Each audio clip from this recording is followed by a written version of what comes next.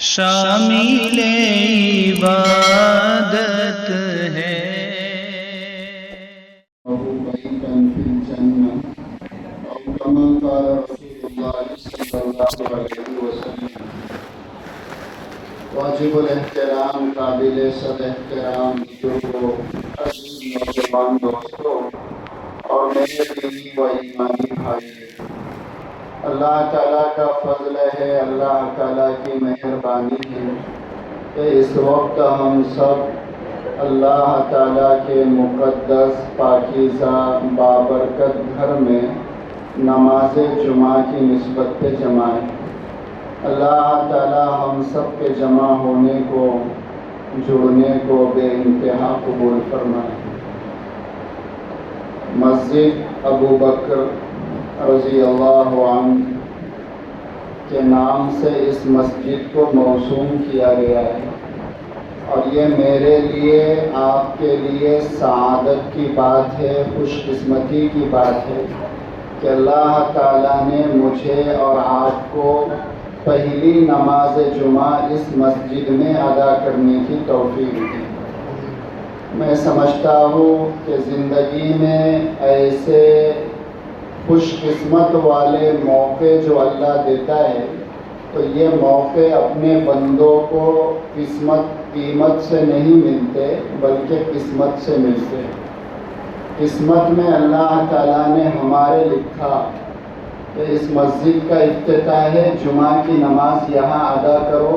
اللہ کی توفیق سے ہم لوگ یہاں آ گئے، اور پہلی نماز جمعہ ادا کرنے کی اللہ ہم کو توفیق دے رہا ہے۔ اب آج کے بعد سے لے کر قیامت تک جتنے لوگ اس مسجد میں نماز ادا کریں گے، ان تمام نمازیوں کے نماز کے ثواب میں اللہ ہم کو بھی حصے دار بنائے۔ کیوں؟ اس لیے کہ ہم بنیاد کے پتھر ہیں، کہ پہلی نماز میں اللہ تعالیٰ نے ہم کو شریک کروایا، تو اس پر اللہ تعالیٰ کا شکر ادا کرنا چاہیے کہ ہم کہا، اور اللہ کا یہ انعام اور یہ اکرام ہمارے ساتھ کہا۔ یہ تو اللہ کا کرم ہے کہ اس کے نام کی برکت سے اللہ تعالیٰ زندگی میں کچھ نہ کچھ کام ہمارے چلا رہے۔ کسی شاعر نے کہا ہے کہ تیری رحمتوں کا دریا سر عام چل رہا ہے، مجھے بھیک مل رہی ہے، میرا کام چل رہا ہے، تیرے نام کا وظیفہ میری زندگی کا حاصل، تیرے نام کے بدولت میرا کام چل رہا ہے۔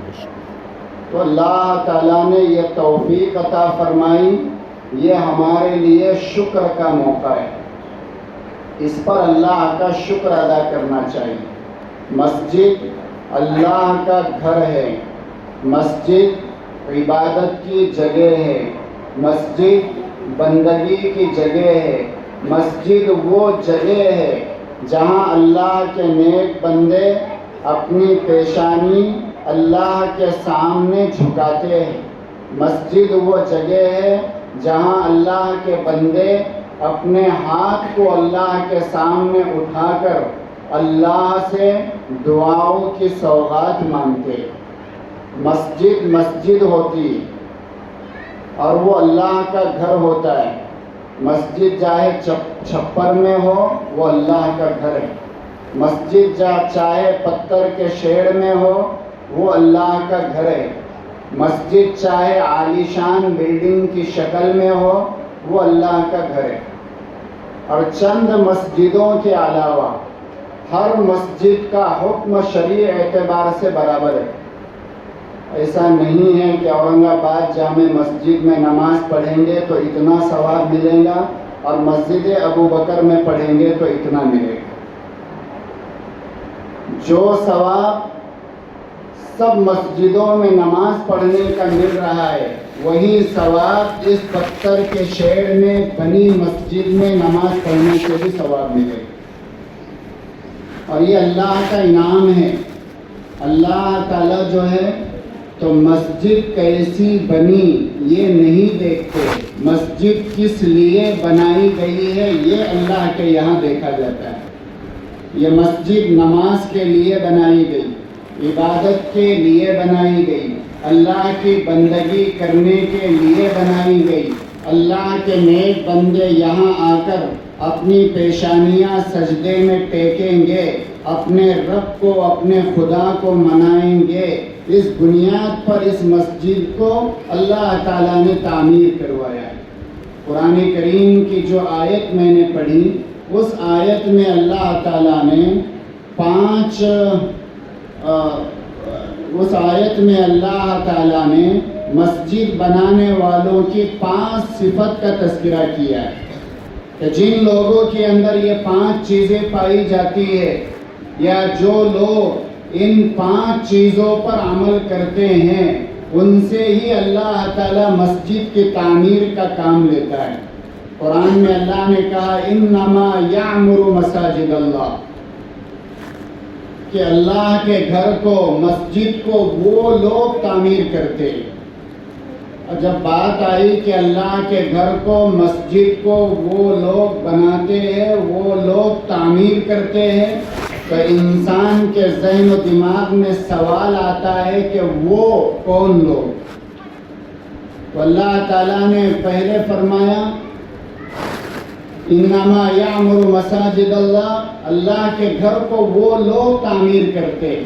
اب کون تعمیر کرتے ہیں؟ تو ان کی پہلی صفت اللہ نے یہ بیان کی، من آمن باللہ، جو اللہ پر ایمان رکھتے ہیں۔ جن کا اللہ پر ایمان نہیں، وہ لوگ کبھی مسجد بنا نہیں سکتے۔ مسجد وہی لوگ بنائیں گے، مسجد کو وہی لوگ تعمیر کریں گے جن کا ایمان اللہ پر ہے، اور جن کا ایمان اللہ پر نہیں ہے ان کو مسجد تعمیر کرنے کا حق بھی حاصل نہیں ہے۔ مسجد کو تعمیر کرنے کا حق اللہ تعالیٰ نے صرف ان لوگوں کو دیا ہے جن کا ایمان اللہ پر ہے۔ پہلی صفت بیان کی ہے مسجد بنانے والوں کی، مسجد تعمیر کرنے والوں کی، کہ اللہ پر ایمان رکھتے۔ دوسری صفت اللہ نے ان کی یہ بیان کی والیوم الآخرہ، یعنی آخرت کے دن پر بھی ایمان رکھتے۔ کیوں؟ آخرت پر ایمان رکھنے والے ہی زمین کے اوپر مسجد بناتے ہیں۔ جن کا آخرت کے دن پر ایمان نہیں ہے، ایسے لوگوں سے مسجد کی تعمیر کا کام بھی اللہ نہیں لیتے، کیونکہ ایمان والا جو بھی کام کرتا ہے آخرت کے نفع اور فائدے کے لیے کرتا ہے۔ لوگ نماز پڑھتے ہیں، کیوں؟ آخرت میں ثواب ملے گا۔ لوگ حج کرتے ہیں، کیوں؟ مرنے کے بعد اللہ کی طرف سے جنت ملے گی۔ رمضان میں لوگ روزہ رکھتے ہیں، کیوں؟ اس لیے کہ مرنے کے بعد روزے کا بدلہ اللہ کی طرف سے ملے گا۔ تہجد میں اٹھ کے لوگ آنسو بہاتے ہیں، سجدے میں سر رکھ کے اللہ کو مناتے ہیں، کیوں؟ اس لیے کہ اس کا اجر و ثواب مرنے کے بعد آخرت کے دن اللہ کے دربار سے ملنے والا ہے۔ تو مسجد کی تعمیر وہ لوگ کرتے ہیں جن کا آخرت کے دن پر ایمان رہتا ہے، جن کو اس بات کا یقین ہوتا ہے کہ ہم زمین پر اللہ کا گھر بنائیں گے، نتیجے میں اللہ جنت میں ہمارا گھر بنائے۔ تیسری صفت اللہ نے مسجد بنانے والوں کی یہ بیان کی کہ وَأَقَامَ الصَّلَاةَ، نماز قائم کرتے۔ کیوں؟ مسجد اسی لیے بنائی جاتی ہے کہ اس میں نماز پڑھنا ہے، اور جو آدمی اس نیت سے مسجد بنائے کہ چلو اپنے کو بنا کے دینا ہے، نماز نہیں پڑھنا ہے، تو ایسے شخص کو بھی زمین کے اوپر اللہ کا گھر تعمیر کرنے کا کوئی حق حاصل نہیں۔ جس مقصد کے لیے مسجد بنائی جا رہی ہے، تو مسجد کے تعمیری کام میں حصہ لینے والے اقامت صلاۃ کے پابند ہونا چاہیے، کہ نماز ان کی زندگی میں ہونا چاہیے۔ کہ نماز کو قائم کرتے. دیکھو ایک ہے نماز پڑھنا، ایک ہے نماز قائم کرنا. مثال سے بات سمجھ میں آتی ہے، میں مثال دے کے سمجھاؤں. ایک ہے نماز پڑھنا، ایک ہے نماز قائم کرنا. ابھی مسجد میں اذان ہوئی. کیا ہوئی؟ اذان ہوئی. ایک آدمی نے گھر بیٹھ کے اذان سنا. اب اذان سنتے ہی وہ اپنے بستر سے اٹھا، غسل خانے میں گیا، اس نے وضو کیا، تولیہ سے ہاتھ پیر منہ صاف کیا، گھر میں کھوٹی کو جو ٹنگا تھا مصلی وہ نکالا، گھر میں بچھایا اور اس نے نماز ادا کی. اس کو کہیں گے نماز پڑھنا. سمجھے؟ اس کو کہیں گے نماز پڑھنا. ایک آدمی وہ ہے جس نے مسجد کی اذان سنی، گھر سے اٹھا، وضو کر کے مسجد میں آیا، آنے کے بعد یہاں صف میں کھڑا رہا، امام کے پیچھے نماز پڑھی، نماز کے بعد اپنے گھر گیا. اس کو کہتے ہیں نماز قائم کرنا. اس کو کہتے ہیں نماز قائم کرنا. اب یہ اقامت صلاۃ کی اور بھی بہت سی باتیں علماء نے کتابوں میں لکھی ہے، لیکن مسجد میں آنے والا ہر آدمی پڑھا لکھا نہیں ہوتا ہے. ہر آدمی دین اور شریعت کی باتیں اتنی گہرائی میں جا کر سمجھ نہیں سکتا. تو میں نے ایک موٹی مثال آپ کو دی. کوئی علماء اگر یہاں ہو تو وہ یہ تنقید نہ کرے کہ انہوں نے کتاب کے اس لفظ کی تشریح الگ انداز سے کی. یہ نہیں، وہ تشریح بھی ہم کریں گے کہ اقامت صلاۃ کس کو کہتے ہیں، لیکن عام لوگوں کے سمجھ میں بات آئے اس لیے میں نے موٹی مثال دی کہ نماز پڑھنا کس کو کہتے ہیں، نماز قائم کرنا کس کو کہتے ہیں. گھر میں اگر آپ نے نماز پڑھی مسجد کے ہوتے ہوئے یہ نماز پڑھنا ہے، اور اگر آپ نے مسجد میں آ کر نماز پڑھی ہے تو یہ نماز کو قائم کرنا ہے. چوتھی صفت اللہ نے بیان کی، وآت الزکاۃ. زکوٰۃ بھی دیتے، صرف مسجد نہیں بناتے، آخرت کے دن پر ایمان نہیں رکھتے، نماز نہیں پڑھتے. مسجد بنانے والوں کے اندر یہ بھی صفت ہونا چاہیے کہ وہ اپنے مال کی زکوٰۃ بھی دے. اور کتنی گہری بات بیان کی گئی کہ مال کی زکوٰۃ دینے والے. یہ تو مال کی زکوٰۃ نکالنے والے لوگ ہی کو اللہ تعالیٰ یہ جگر اور یہ دل دیتا ہے کہ وہ مسجد کے کام میں حصہ لیتے ہیں. جو زکوٰۃ ہی نہ دے تو وہ مسجد کی تعمیر کو پیسہ دے، ایسے اس سے امید بھی نہیں کی جا سکتی. امید تو اسی آدمی سے کی جائے گی جو سخی ہو، جس کا دل بڑا ہو، وہی جو ہے تو اللہ کے گھر کی تعمیر میں حصہ لے گا. وآت الزکاۃ، زکوٰۃ بھی دیتے ہو. اور پانچویں صفت کیا بیان کی، وَلَمْ يَخْشَ إِلَّا اللَّهِ. اللہ کے علاوہ کسی سے نہیں ڈرتے. اللہ کے علاوہ کسی سے نہیں ڈرتے. تو کتنی گہری بات بیان کی. آج سے 1400 سال پہلے جب قرآن نازل ہو رہا تھا اس وقت قرآن میں آیت آئی وَلَمْ يَخْشَ إِلَّا اللَّهِ. مسجد کو بنانے والے، تعمیر کرنے والے وہ ہے جو کسی سے نہیں ڈرتے. اس زمانے میں کھلے عام نماز پڑھنا اپنی موت کو دعوت دینے کے مترادف. نماز میں کھڑے رہ کر زور سے قرآن کریم کی تلاوت کرنا اس بات کا ڈر لگا رہتا تھا کہ کوئی اسلام اور مسلمانوں کا دشمن اگر سن لے تو جان پر آفت آ جائے گی. ایسے وقت بہادر مسلمانوں کو اللہ قرآن میں پیغام دے رہا ہے، یاد رکھنا ڈھکوسلے لوگوں کا کام نہیں ہے مسجد بنانا، بزدل لوگوں کا کام نہیں ہے مسجد بنانا، کم ہمت والوں کا کام نہیں ہے مسجد کی اینٹ رکھنا. مسجد بنانے والوں کے اندر یہ جذبہ، یہ حوصلہ، یہ ہمت، یہ امنگ ہوتی ہے کہ وہ بنانے والے ایسے ہوتے ہیں کہ اللہ کے علاوہ زمین پر کسی سے نہیں ڈرتے. آج کی صورتحال میں آیت کے اس ٹکڑے کو اگر دیکھا جائے تو آپ اندازہ کرو، مسجدیں بنانا تو بہت دور کی بات، جن کے پیٹ میں درد ہو رہا ہے وہ بنائی ہوئی مسجدوں کو توڑنے کی فکر کر رہے ہیں۔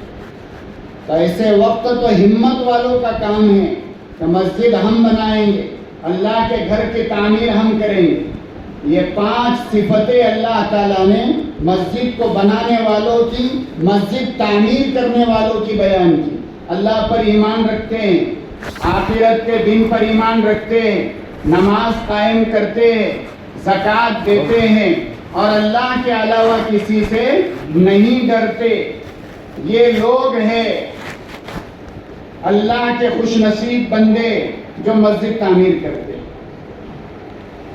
اور اللہ کا فضل ہے، مسجد میں بیٹھنے والے جتنے لوگ ہیں یہ 5 صفتیں کسی نہ کسی درجے میں ان کے اندر پائی جاتی ہیں۔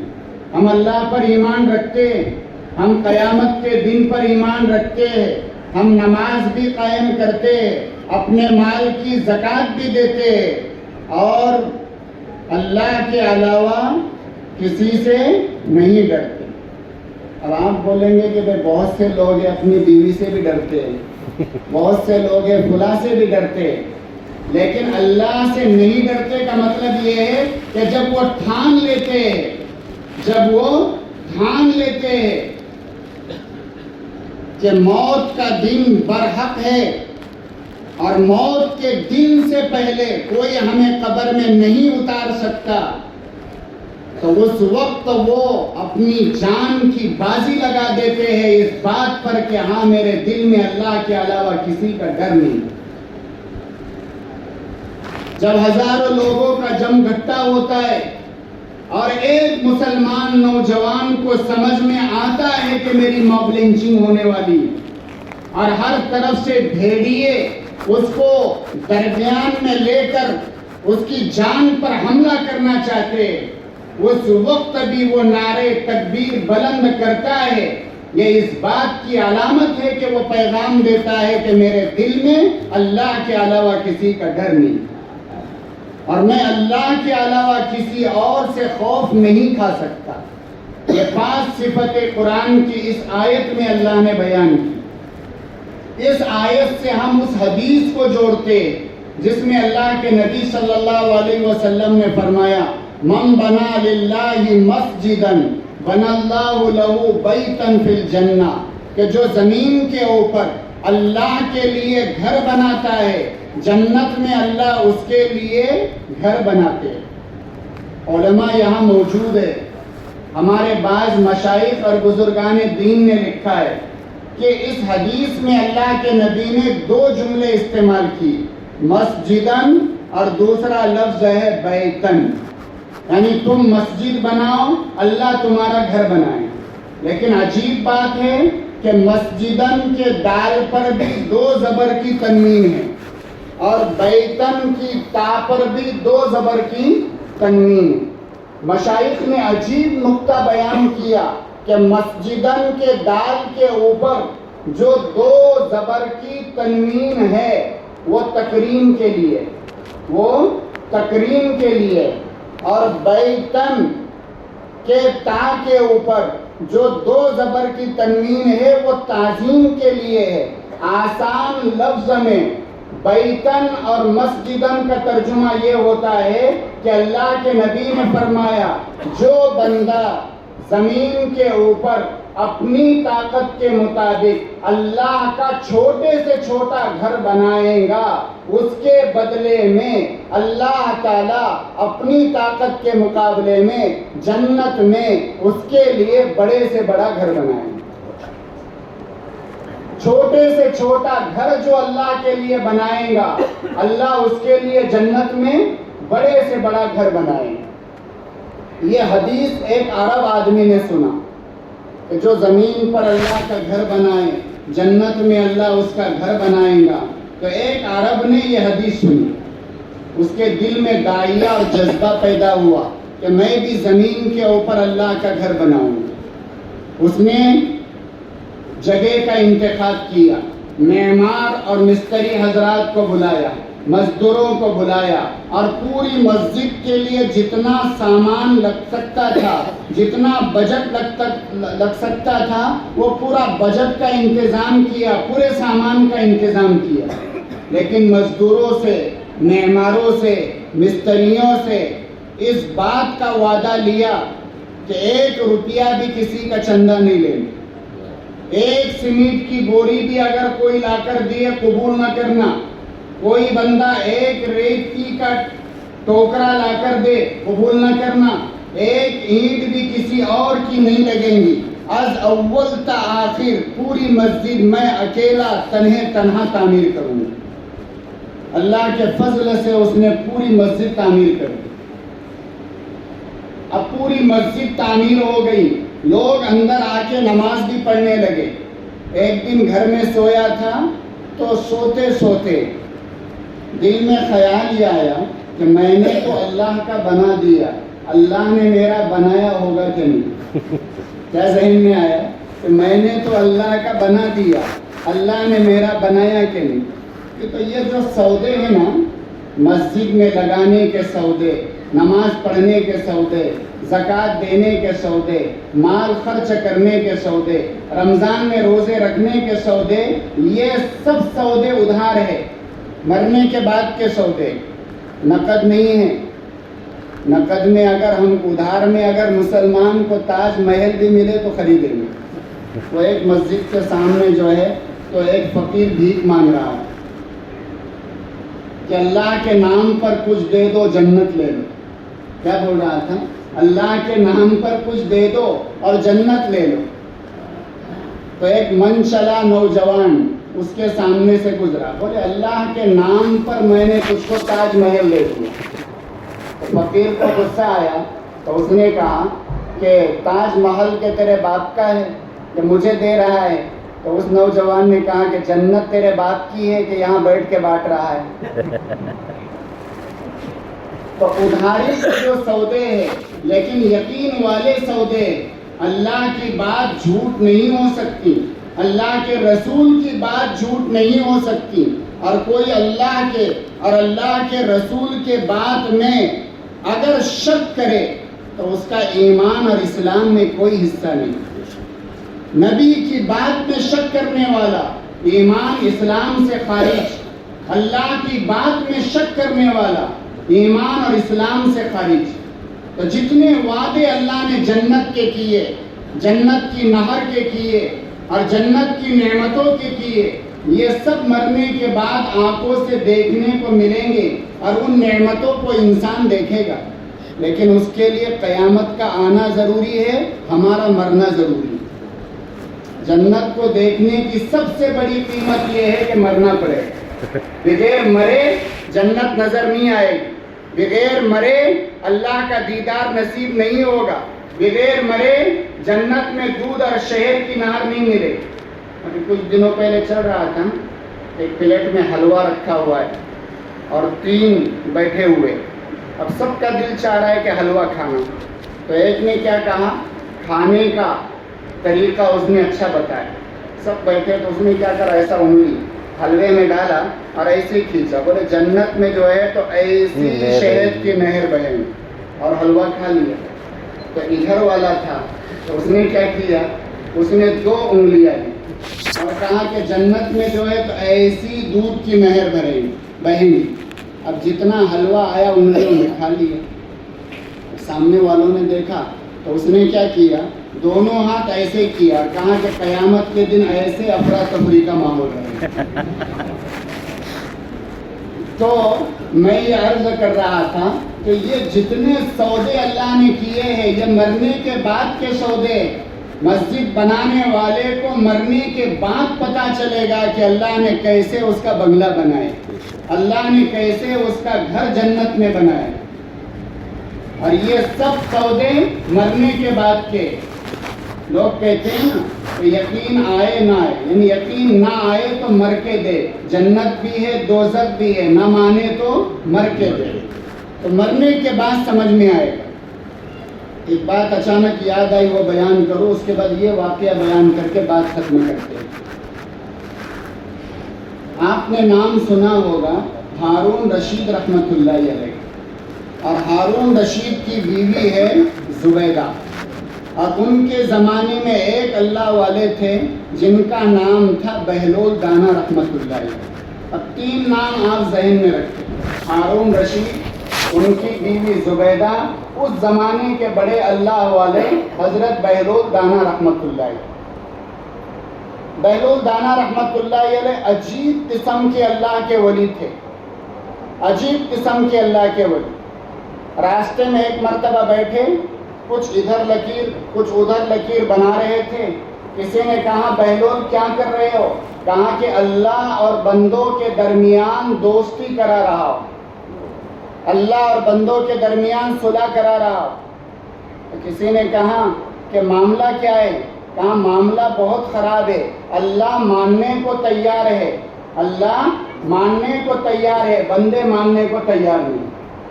اب دوسری مرتبہ پھر بہلول دانا رحمت اللہ علیہ کو کسی نے دیکھا کہ اب سڑک کے کنارے نہیں، قبرستان میں جا کے بیٹھے، اور قبرستان میں جا کر بیٹھے ہیں اور وہی کام کر رہے، ہاتھوں پر زمین پر لکیریں بنانے کا، اور بیٹھے کہاں ہے؟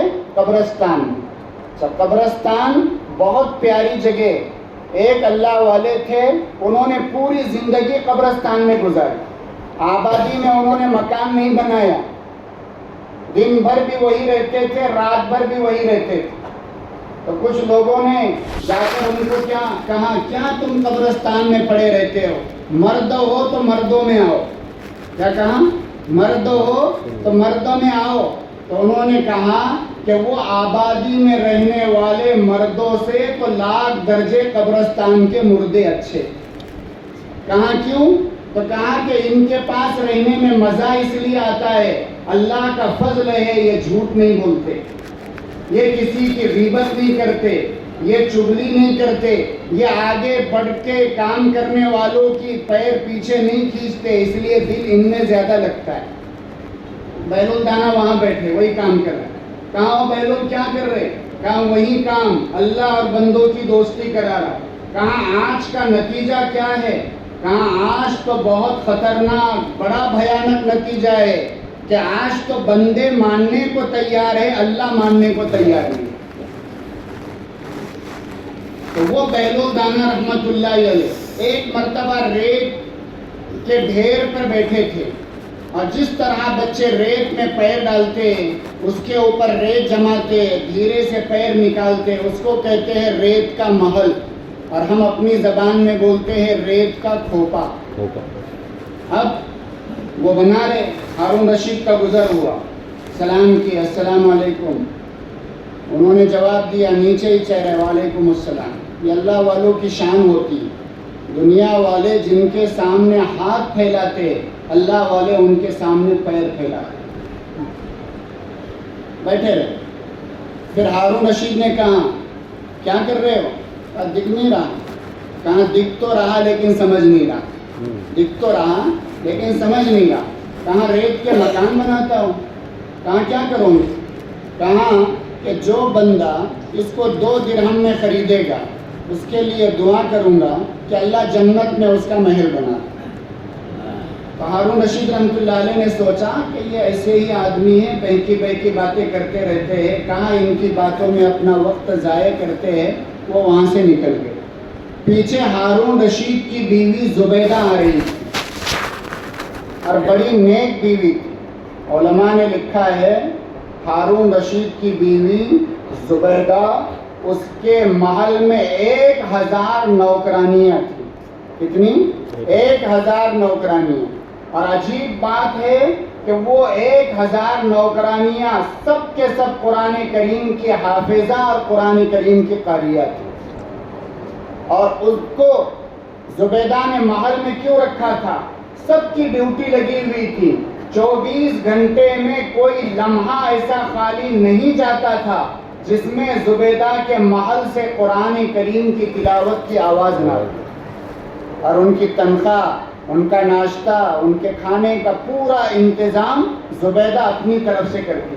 وہ گزری، دیکھا ہارون بہلول دانا بیٹھے، سلام کیا، انہوں نے سلام کا جواب دیا۔ کہاں کیا کر رہے ہو؟ کہاں ریت کے مکان بنا رہا ہو۔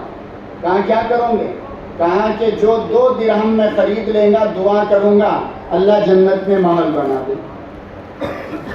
تو زبیدہ نے سوچا کہ چلو جنت میں محل ملے نہ ملے، لیکن میرے 2 دمڑی سے اگر یہ اللہ والے کا بھلا ہو جائے، اس کا کام بن جائے، تو یہی میرے لیے بڑی سعادت کی بات ہے۔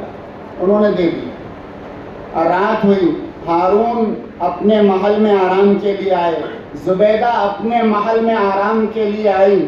رات کا جب آدھا حصہ گزر گیا تو اللہ تعالیٰ نے ہارون رشید رحمت اللہ علیہ کو جنت کے محلات دکھانا شروع کیے۔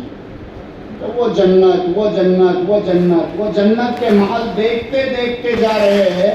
ایک محل پر نگاہ اور نظر پڑی تو اس کے دروازے پر لکھا تھا زبیدہ، کہ دروازے پر لکھا تھا زبیدہ۔ جب دیکھا تو دربان کھڑا تھا، یہ اندر جانے لگی۔ دربان نے روک دیا، نہیں جا سکتی۔ کہاں کیوں نہیں جا سکتا؟ اوپر تو میری بیوی کا نام ہے، تو میں نہیں جاؤں تو کون جائے گا؟ تو دربان نے کہا یہ دنیا کا قانون ہے، اوپر بیوی کا نام ہے، نیچے سے شوہر جا سکتا ہے، باپ کا نام اوپر ہے، بیٹا نیچے سے جا سکتا ہے۔ اللہ کے دربار کا قانون یہ ہے کہ جس کا نام اوپر رہے گا وہی نیچے سے جا سکتا ہے، دوسرے نہیں جا سکتے۔ اب یہاں دربان نے روکا اور آنکھ کھل گئی۔ شاعر نے کہا نا، آنکھ کھلتے ہی میرے خواب نے دم توڑ دیا۔ آنکھ کھل جاتی ہے تو خواب نے دم توڑ دیا، لیکن جیسے ہی خواب ٹوٹ گیا، آنکھ کھل گئی، یہ اللہ کا نیک بندہ تلاش میں نکلا بہلول دانا کی۔ کہاں ملے گا یہ اللہ کا دیوانہ، کہاں ملے گا یہ اللہ کا ولی؟ ڈھونڈتے ڈھونڈتے نکلے، پھر دیکھا کہ اسی جگہ پر بیٹھے ہیں، ریت کے مکان بنا رہے۔ کہاں کیا کر رہے ہو؟ کہاں ریت کے مکان بنا رہا، کہاں کہ بیچوں گے؟ کہاں کہ ہاں، کہاں کتنوں میں بیچوں گے؟ تو کہاں کہ ہارون اگر ایک مکان خریدنا ہو تو آدھی سلطنت دینا پڑے گی، آدھی بادشاہت دینا پڑے گی۔ تو انہوں نے کہا بہلول کیا بہتی باتیں کرتے ہو؟ کل تو 2 درہم میں دے رہے تھے اور آج آدھی سلطنت کی بات کرتے ہیں۔ اس اللہ کے ولی نے کہا ہارون کل کا سودا بن دیکھے تھا، آج کا سودا دیکھا ہوا ہے۔ کل کا سودا بن دیکھے تھا، آج کا سودا دیکھا ہوا ہے۔ اللہ کے گھر کے سودے، اللہ کے گھر پہ اگر قرض ہو جائے اس کو ادا کرنے کے سودے، اللہ کے بندو یہ بن دیکھے ہوتے ہیں، اور ان سودوں کی قیمت اللہ مرنے کے بعد کیا لگائے گا وہ ہم اپنی سر کی آنکھوں سے دیکھیں گے۔